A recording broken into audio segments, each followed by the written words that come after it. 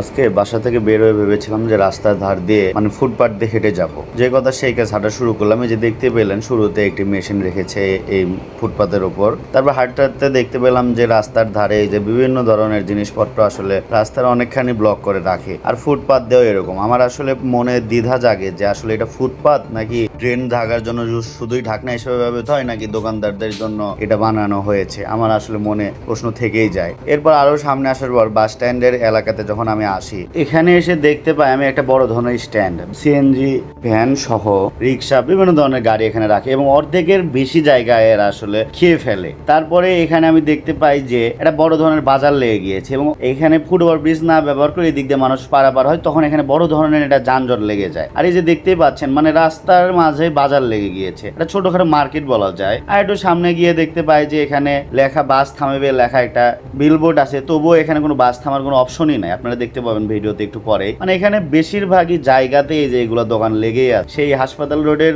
ওই জায়গাটি থেকে এই বাস স্ট্যান্ড পর্যন্ত বিভিন্ন ধরনের যানজট এগুলো জায়গায় লেগেই থাকে, আর এই অংশটুকু আরো বেশি। আরেকটি বিষয় জেনে রাখা ভালো, সময় ভেদে এই গাড়িগুলো আরো বেশি হয় এবং আরো বেশি যানজট হয়। আর এই যে করতোয়া গেট লোক যেখানে দাঁড়িয়ে থাকে, এখানেও এটা স্ট্যান্ড বলা যায়, এটা স্ট্যান্ডই হিসেবে ব্যবহৃত, কিন্তু রাস্তার মাঝে এগুলো আসলে কি বলবো, এগুলো যানজট এখানে বেশি সবসময় লেগে থাকে এই ধরনের জিনিসের জন্য। মানে এই যে আবার রং রোড থেকে গাড়ি চলাচল করে, এই কারণে আরো বেশি। আমি প্রশাসনকে বলবো যে এই স্ট্যান্ডগুলো আলাদা জায়গায় বানানো যায় কিনা বা ফাঁকা জায়গায় বানানো যায় কিনা। আর সচেতন মহলকে বলবো যে এই বিষয়ে একটু আপনাদের সচেতন হওয়া উচিত এবং এই বিষয়ে কথা বলা উচিত। সুপ্রিয় দর্শক, আপনাদের মতামতকে অবশ্যই কমেন্ট করে জানাবেন। ধন্যবাদ।